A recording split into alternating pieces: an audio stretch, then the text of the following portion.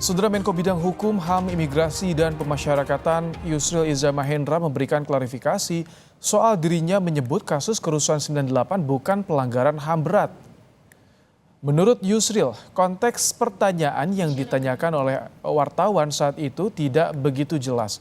Apakah soal genosida atau pembantaian etnis? Yusril menjelaskan jika memang dua poin itu yang ditanyakan, maka hal tersebut tidak terjadi di tahun 98. Yusril bilang dirinya cukup paham dengan Undang-Undang Pengadilan HAM karena dirinya lah yang mengajukannya ke DPR. Yusril menegaskan pemerintahan Prabowo akan mengkaji seluruh rekomendasi dan temuan pemerintah terdahulu soal peristiwa 98. Apakah terkait dengan masalah genocide ataukah ethnic cleansing? Kalau memang dua poin itu yang ditanyakan memang tidak terjadi pada tahun 1998. Saya cukup paham terhadap Undang-Undang Pengadilan HAM karena memang saya sendiri yang pada waktu itu mengajukan RUU Pengadilan HAM itu ke DPR dan tentu saya paham hal-hal yang dikategorikan sebagai pelanggaran HAM berat yang diatur di dalam Undang-Undang Pengadilan HAM kita sendiri.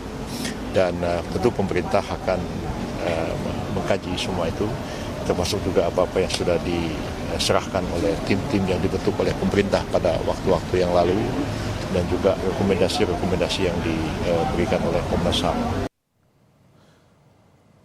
Kemarin sebelum dilantik sebagai Menteri Koordinator Bidang Hukum, HAM, Imigrasi, dan Pemasyarakatan, Yusril Iza Mahendra menyatakan bahwa kasus kekerasan yang terjadi pada 98 tidak dapat dikategorikan sebagai pelanggaran HAM berat. Terkait pernyataan Yusril tersebut, Komnas HAM meminta agar pemerintahan baru kembali membuka dokumen dan menindaklanjuti hasil penyelidikan Komnas HAM terkait pelanggaran HAM berat tahun 1998 yang telah diserahkan ke Kejaksaan Agung tahun 2003. Komnas HAM menyampaikan dalam penyelidikan tersebut Komnas HAM menemukan adanya serangan sistematis yang meluas terhadap penduduk sipil berupa pembunuhan, kekerasan seksual, penghilangan paksa.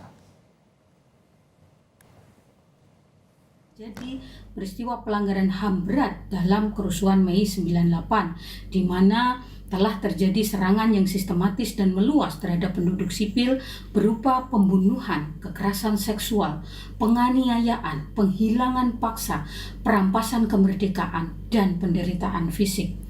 Hasil penyelidikan tersebut telah diserahkan kepada Kejaksaan Agung pada tahun yang sama. Komnas HAM berharap pada pemerintahan yang baru untuk menindaklanjuti hasil penyelidikan Komnas HAM melalui penegakan hukum yang berkeadilan lewat Pengadilan Hak Asasi Manusia untuk memberikan hak atas keadilan bagi para korban.